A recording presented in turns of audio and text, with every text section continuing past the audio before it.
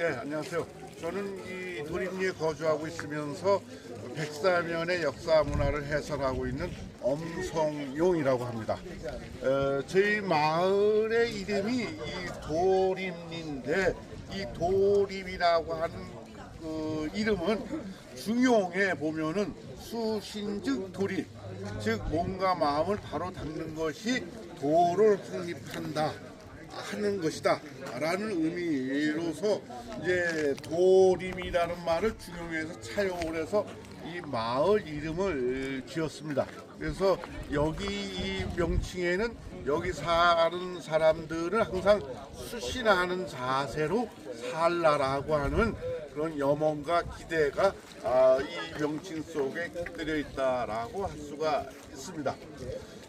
이 명칭을 지은 것으로 이제 추정되는 인물이 바로 이 마을에 들어와서 정착을 하게 된 엄용순 어르신인데, 이 엄용순 어르신은 기묘사화를 계기로 해서 여기 내려와서 터를 잡은 것으로 되어 있습니다만은, 사실은 기묘사화가 발생하기 이전 15년 전에 갑자사화가 발생을 하는데, 이 갑자사화하고 이제 여기 이 마을하고 저희 엄씨 집안하고 이제 같이 인연을 맺게 되죠.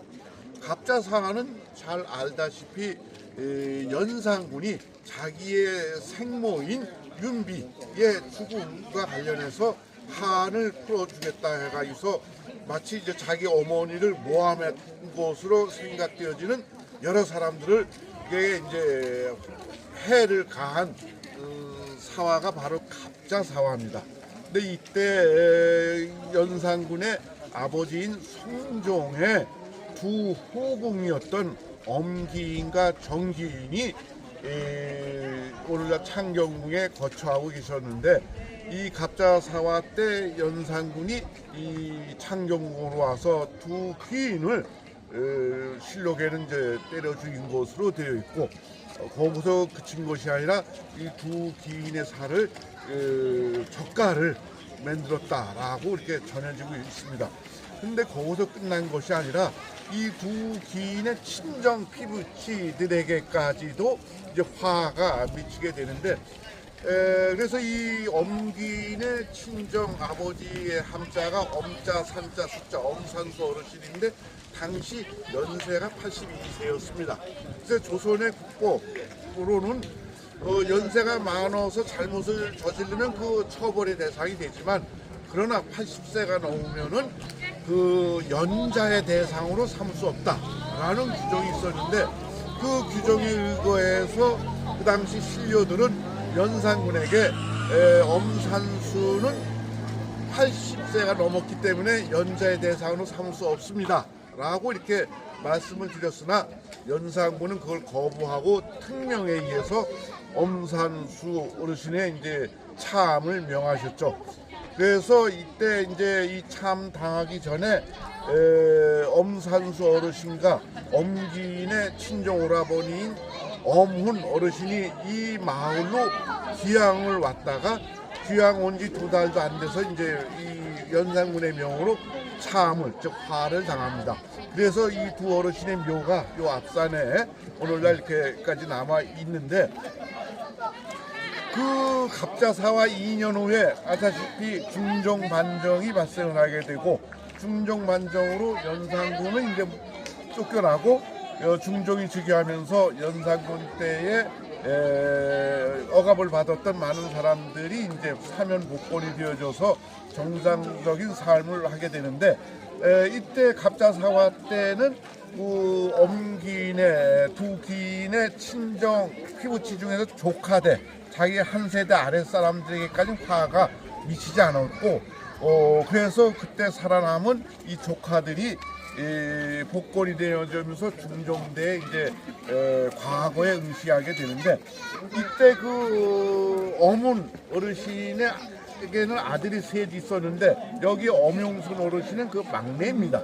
이때 중종 때 사면이 복권되면서 과거에 응시해서 합격을 하게 됐고, 그러던 차, 이제 벼슬길에 막 나가려다 하던 차에 1519년 중종 때 기묘사가 발생을 하게 되는데, 이 앞서 그 갑자사화 때 아마도 그 트라우마를 깊게 갖고 계셨던 엄영순 어르신은 기묘사가 발생하자 벼슬이고 뭐 다 포기하고 서울을 떠나기로 작심을 하게 되는데, 그럼 어디로 갈 것이냐 했을 때 자기 아버지와 할아버지 조부의 묘가 있는 이곳에 내려와서 정착을 하게 됐던 겁니다. 근데 이때 엄영순 어르신은 여기 먼저 내려와서 초가로 된 정자를 짓고 그 앞에 이 연못을 조성을 해서 연못 이름을 남당이라 하고, 그 연못 주변에 이제 6그루의 느티나무를 심고 그 정자 이름을 6그루, 즉 6그루의 느티나무, 그 괴가 이제 느티나무 괴자입니다. 그래서 6개 6그루의 느티나무가 있는 정자라는 이제 육계정의 명칭을 이제 달았던 것이죠.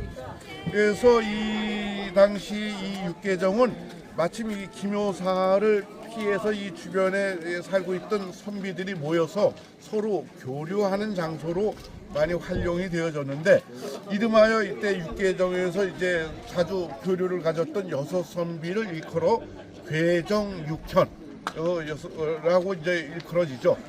그래서 그 괴정육현이 오늘날까지도 이제 후손들에게 이제 이어져 오면서 소위 이제 육성제, 6성씨들이 모여서 제를 올리는 육성제가 오늘날까지 이어지고 있습니다.